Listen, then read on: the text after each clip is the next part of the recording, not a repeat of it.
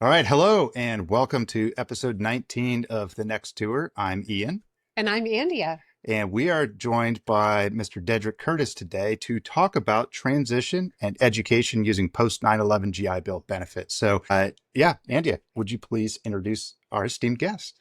I would love to. So, Dedrick Curtis, let's see, where do we begin? You spent 6 years in the Navy, active duty Navy, separated as a petty officer, second class, which now I know is an E5, which I had a lot of questions about. Um, Ian was schooling me on the Navy. You were fire controlman, which i.e. means weapons systems tech, which also makes slightly more sense to me. You transitioned in 2004, and currently you're a manager at Ziders Enterprises, which is a federal government contracting company. And you also own Penny Earned Financial, which is a fee-only comprehensive financial planning firm specializing in military, veteran, and medical providers, LGBTQ plus families, and first generation professionals, which I think is just super cool. Yeah. And you also have an active duty Army spouse who has been in for 24 years and is planning to retire in February of 2029. Right around the corner. Yeah, Yeah, and I actually wrote that. Woohoo! Woohoo. Welcome, Dedrick. We're so happy to have you here. Wow, definitely. thanks guys. Really appreciate it. It's an honor to be here. Thanks for having me. Excellent. Yeah, no, so good to have you here. And I know you've got a long story yourself, and having a mill spouse yourself. So if you could just tell us a little bit about, your background, fire control systems operator. I know you launched some big stuff off of ships, I can imagine. But really, of course, talking about post 9/11 GI Bill benefits, I'd like to know a little bit more about your experience working with, transitioning veterans as they want to, dabble in the education space and actually like better themselves through that benefit. And then kind of as that follows on, can you also kind of maybe weave in why it's very important to, understand the different benefits offered and kind of how you need to work with specific schools and universities to leverage those because they are different. It's not a one size fits all, right? Absolutely. Yeah, a lot to unpack there. So my Yes. background with veterans and military and education and transition has gone back almost 20 years now. I've been working with vets and military in some sort of financial space for 20 years. And the first half of that was specifically with education. So I spent many years as a VA certifying official at a state university out in North Carolina. I then went from that position because I met my wife and became a military spouse. And so we were on the road and became a career counselor and later on a financial counselor for the Army's Soldier for Life Transition Assistance Program, so their TAP program. So I spent a lot of time helping people transition from the military to education or the workforce. And you're absolutely right. It's so different. There's so many variables to consider when it comes to going out there and getting education as a veteran. The last time I checked, there are 8 or 9 GI bills. And really, it's just VA education benefits from whether you're a reservist, active duty, some combination of both, a spouse, a child of a disabled veteran. So there's a ton of benefits. So you can't just say, oh, I've got the GI Bill. It's like, well, which one do you have? Right. And the focus really nowadays is the post 9/11. It's the most comprehensive, it's the largest one. But there's a huge difference because not all schools are the same, not all programs are the same, not all states are the same Right. and how they interact with, even if we just talk about the post 9/11, but let's say, I have post 9/11 and I want to use it at my local state college for a bachelor's degree.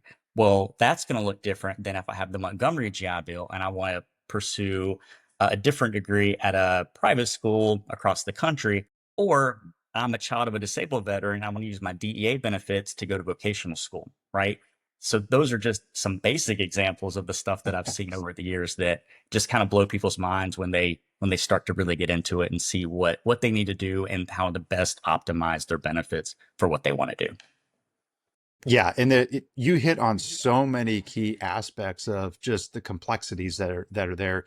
And I think you said it best that every case is unique and every individual is going to be unique, and you didn't even mention things like, yellow ribbon top off and, what those other things are that these different places may or may not offer. I recall going back a couple of years and then a couple more years before that when our kids were doing all the crosswalk on, looking at these benefits. And, our youngest is leveraging my post 9/11 GI Bill benefit. And for her to be able to actually use it and use it appropriately, it took a lot of work. So I think you really hit on a few key points there, that it's not just, hey, I'm going to show up, I'm going to get accepted into, a program and go. It does take some effort, on the beneficiary's part to be able to use that. So thanks again for unpacking that. Yeah, so I guess pulling the thread a little bit more on the specific universities, I think one of the most important things that actually came out of a session I listened to you talk about was that at the specific university, like you or school, whatever it is that you're a program, really understanding what they offer on top of or alongside GI Bill benefits. So I would love for you to talk maybe just a little bit about how those interact together, or give a couple examples. Yeah, so one of the things that often happens is kind of to your point, folks kind of think that they show up and they're like, GI Bill, go, and they just drop the mic and walk out, and it's like, all right, there's a little bit more to it than that, right? What I would say for folks who are planning for either themselves, their spouse, or their children to go to school and use education benefits in the future is really check out what you want to do. Not that you can't change your major or anything like that, because that's pretty common, but the school, right? So if you have, let's say, a handful of schools that you're interested in, beyond the academics, make sure that you check out how does the GI Bill work there, particularly if it's a private school, right? Like to your point, Ian, the Yellow Ribbon program is fantastic, right? And that's basically, for those who don't know, it's where the GI Bill has a cap, or the VA has a cap on how much they will pay a private school. It's close to $30,000. Well, if the private school is more than that, the rest is on you, unless that the school participates in Yellow Ribbon. One, they don't have to; it's completely optional. Two, if they do, they can participate a little bit or to the max. So you could absolutely go to private school on GI Bill post 9/11 and pay nothing, just like if you went to your community college, which is crazy, right? When you think about it. But again, that school, you got to check with them. And honestly, and I'm a little biased because I was one, but the school certifying official or the VA certifying official is your best resource for that, because not only do they know the VA benefits inside and out, but more importantly, they know it specifically for their school and how it works there, down to the details of how they pull VA benefits versus like your tuition assistance or your FAFSA, which one pays first and how are you going to get refunded if you have both. They know that, right? All the Right. research in the world you do online is not going to tell you what they know. So I'll encourage people all the time, hey, if you're looking at these 5 schools, once you narrow it down to like, yeah, they've got the programs I want academically and they're in the location I want, call their VA certifying official, talk to them. Some of these schools now have vet centers where they've got whole entire staffs. Back when I did it, it was just me for the entire school. I was it. But as long as you get to that person, you'll find out how it works there. Yeah, and I think that's so important, because I think that is one of the things that we discovered as we were working with, and Mina goes to UVA, which if you watch a previous episode, you get to hear more about that if anyone's interested. But I do think that was a learning lesson for us too, because there is a process, and it's a little not super easy. So just be prepared to go through the process, right? So with that, I want to kind of ask my next question, which is, what are the biggest misconceptions about the post 9/11 GI Bill? And I realize you could probably talk about this for an entire episode, but maybe give us like top 3, top 5. Yeah, that's a big question. Yeah, it is. Yeah. That is a huge question. It's a great one though, and I think it's probably what your listeners and viewers will probably get the most out of it, at least for me. Man, it would be great if someone wrote a book about this, right? Oh, Oh wait a wait, minute. I think we have wait, one, right? oh I think. wait. Oh, really? Should we all show our books at once? Ready? 1, 2, 3. Hey, Hey, look at that. check Our it out. friend Kate. Check And Kate this. Harrell has literally written the book on how to use the post 9/11 GI Bill. It's called College Finances for Military Families, including post 9/11 GI Bill benefits. You can find it on Amazon. I don't know if it's a shameless plug if you're promoting someone else's stuff, but I don't think so. maybe I There's should no be a shame. hype man. I don't know, but it is absolutely a fantastic read, and I honestly wish that it had come around when I was doing this work, or that it had been around sooner. So I'm really really glad for that. But the misconception. So I would say there's a ton, and a lot of them are in her book too. But the biggest one that I always found was around the monthly housing allowance. So for post 9/11, the two biggest components of it, it's got a few, is one, they pay the tuition and fees to the school, and two, they pay the student a monthly, basically basic allowance for housing is what we would call it in the military. VA calls it monthly housing allowance, or MHA, right? Number one, that is paid monthly, not every 2 weeks. It's paid monthly, it's paid retroactively, and it's prorated. So those are the three keys there. So the best way to kind of describe this and how it can be a pitfall is to go through a typical year, college year at a traditional semester school, right?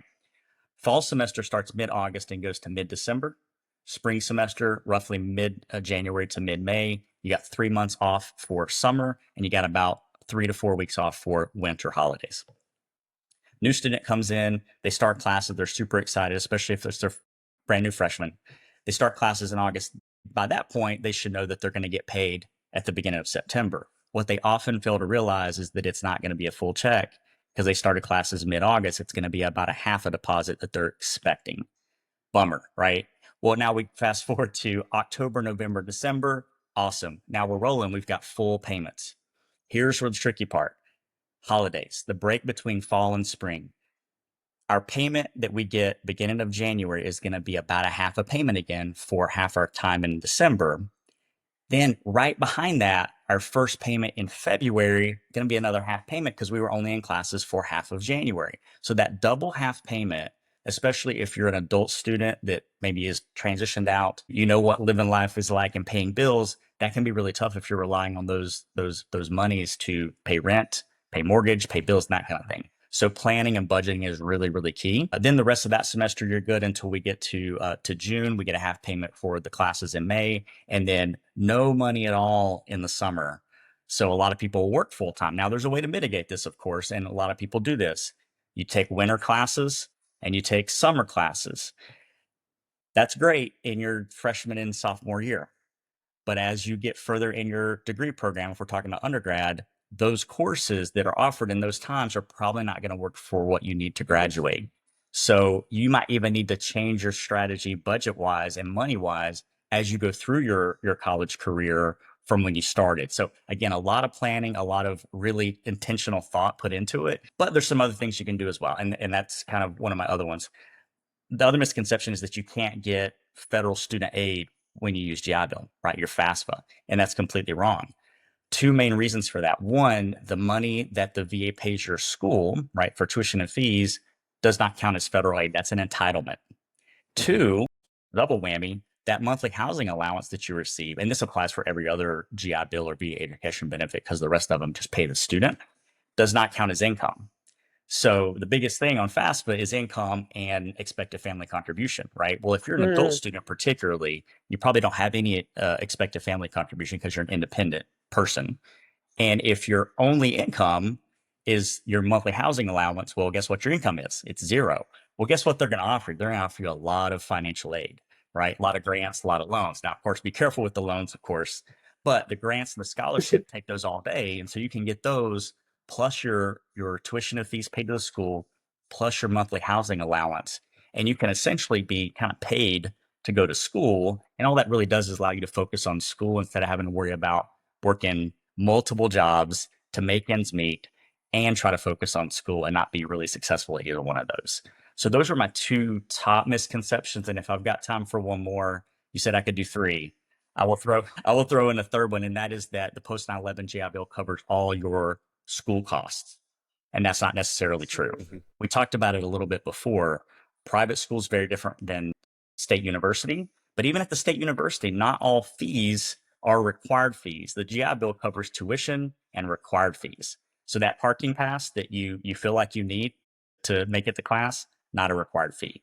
Graduation fee, there's so many fees with different labels at a school, and the VA can interpret those differently and determine if that's required or not. So again, the VA certifying official at your school will know exactly which fees you might have to come out of pocket, or if you're getting FAFSA and other aid that it might pay for. And a really smart school and a really smart bursar's office or registrar's office or financial aid office will know how to optimize all of your aid to pay for the things that need to before it charges the GI Bill or vice versa, so that you can maximize all of your combined benefits and then get the maximum refund that you're entitled to.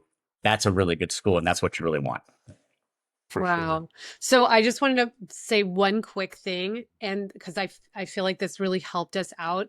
You know how sometimes the VA will send you an envelope and it's really thick and you're like, what is all this crap?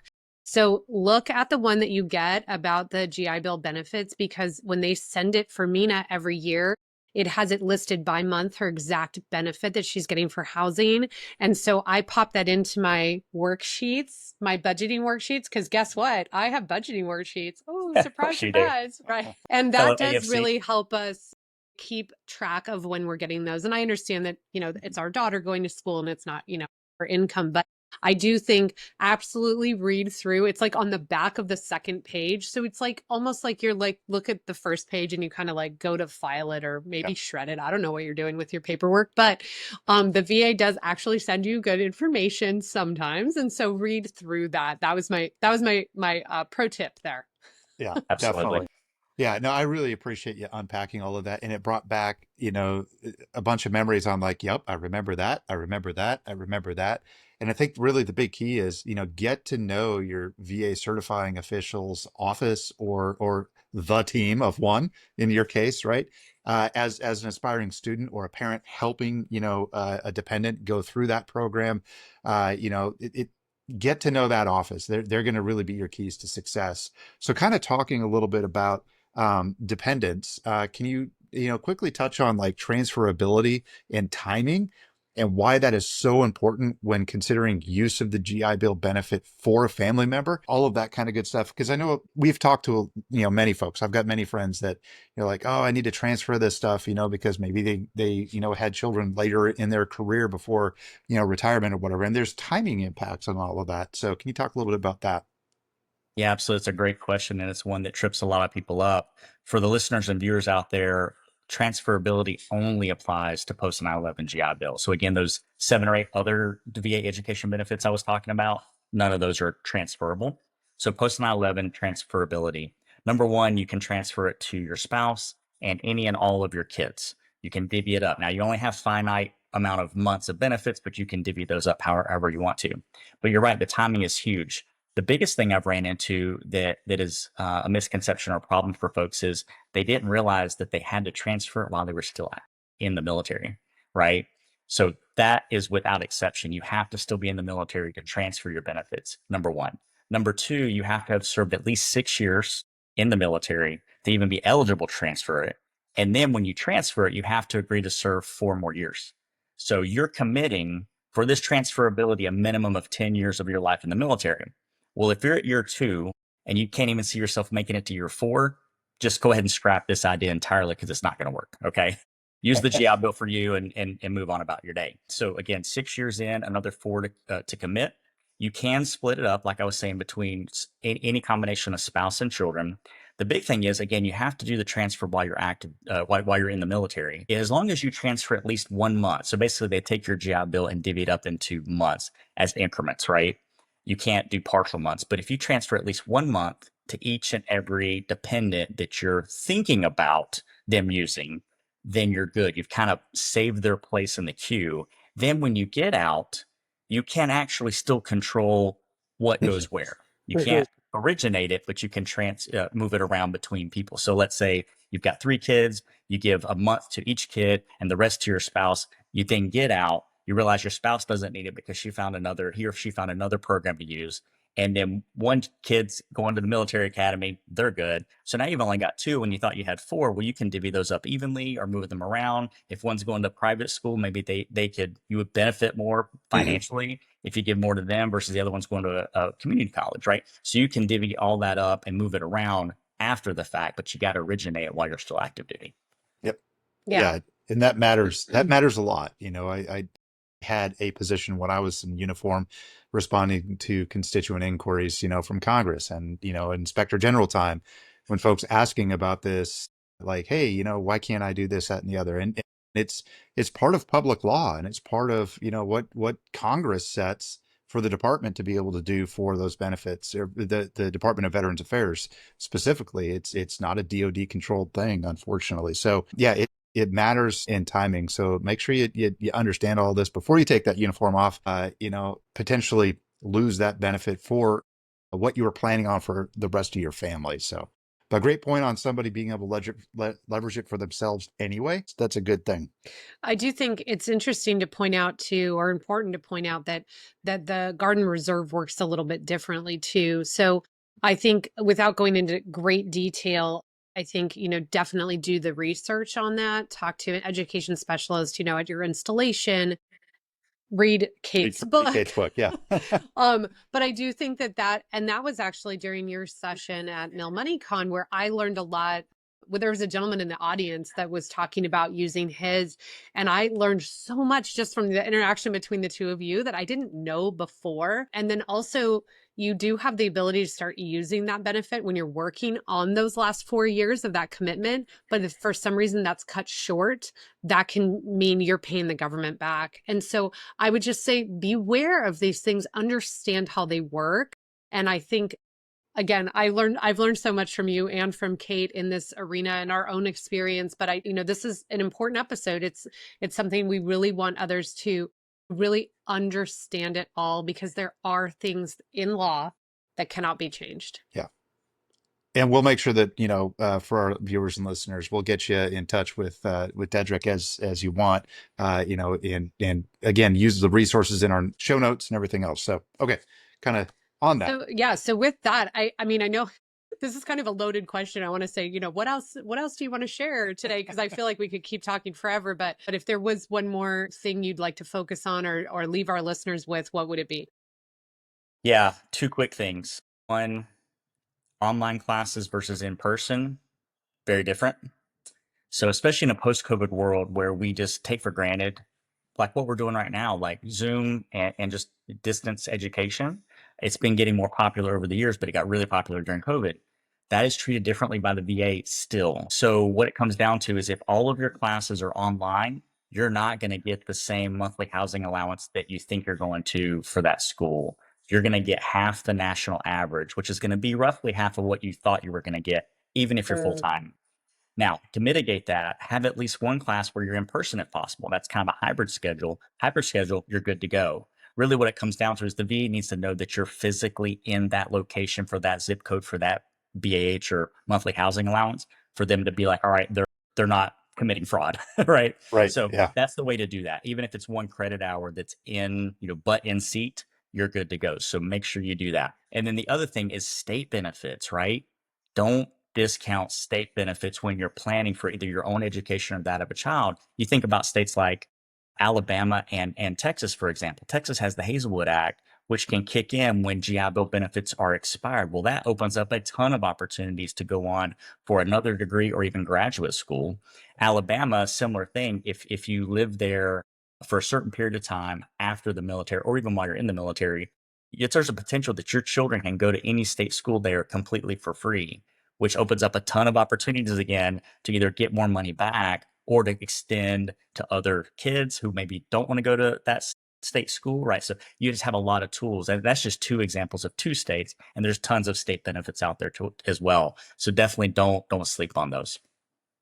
Yeah, excellent points. Yeah. And in fact, those are things that, we're looking at as well here in Virginia. And yeah, the list goes on and on and on. So excellent points on that. All right. Well, I think that kind of wraps up, the formal portion. And again, make sure you check out the show notes and we'll get all those links together and get them out there for you. But now on to kind of the fun stuff, so I'll start it off with, we call with what's in your rucksack. So we're going to ask you to describe two things, literal or figurative, if you so desire, coming from your time in service and your time as a mill spouse. What's something that you wanted to just kind of chuck out of there and leave behind? And what's something that you carried forward with you that you found a value add in what you do today?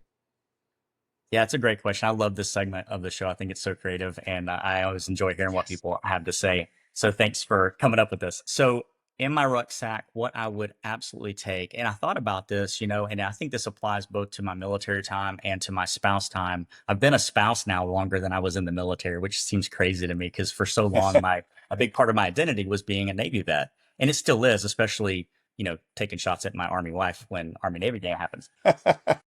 But but I think it applies to both. But this one I think is even more important as a spouse for me is I would keep my confidence. What I found being a military spouse, and you guys know this, hopping around from place to place, job to job, industry to industry, company to company, I was constantly the new guy.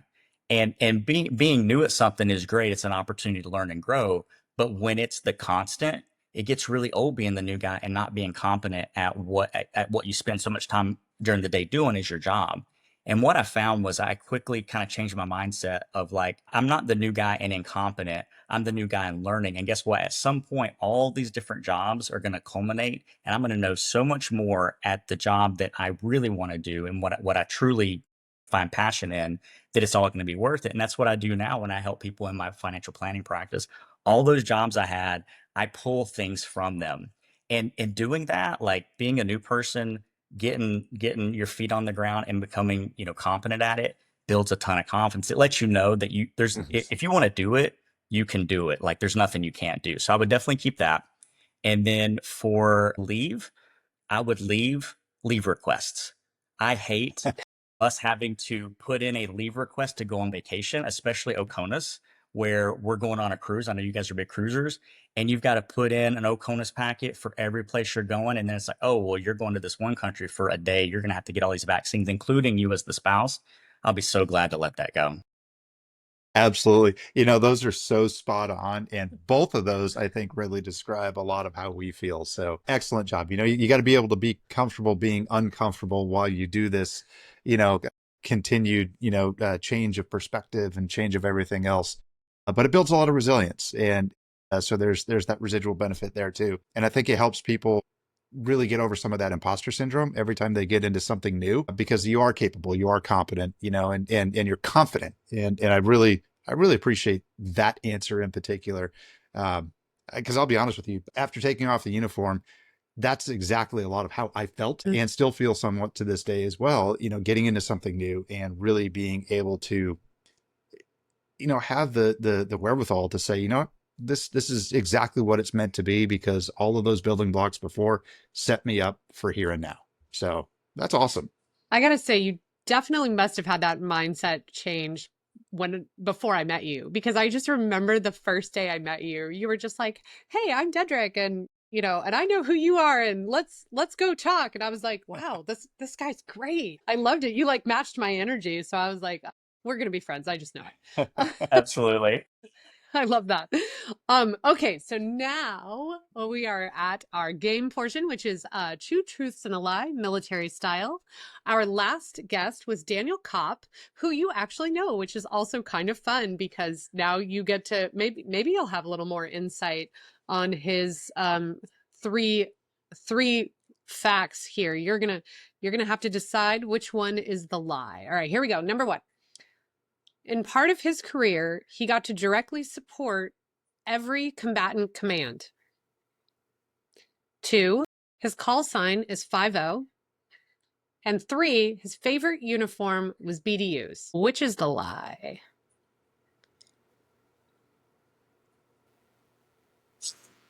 I'm going to say the first one is a lie, supporting all the commands.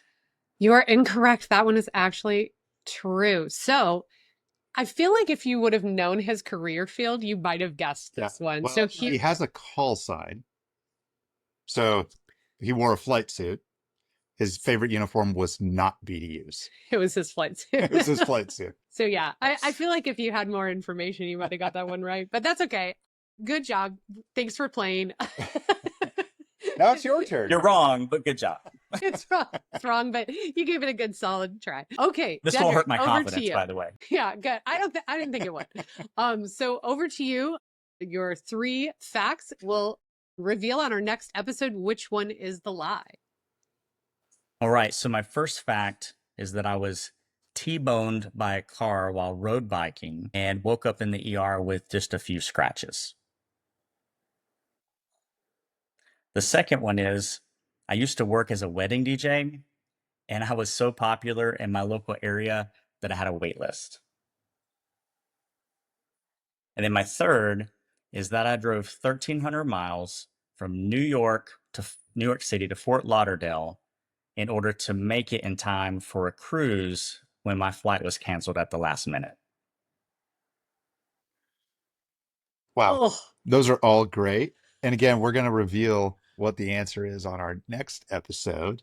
I can't wait to guess this. I know. But yeah, okay. So to that end, Dedrick, thank you so much for being here. This has been an incredibly important and valuable topic to unpack. So to the viewers and listeners out there, again, check out the show notes, connect with Dedrick. We'll put a link into Kate's book in there, and we're hoping to have her on this show to talk specifically about that as well, to kind of go that next step further in the education benefit piece out there for our service members, veterans, family members, beneficiaries, survivors, all that kind of good stuff. And with that, we'd like to say again, thanks so much. Please follow us on YouTube, Facebook, Instagram, LinkedIn. Check us out on Spotify, Apple Podcasts, Amazon, and Audible. And I make sure I read them all because we always forget one. And of course, hit up the website. That's where you're going to get those show notes. And we'll see you next time on the next tour. Thanks so much, everybody.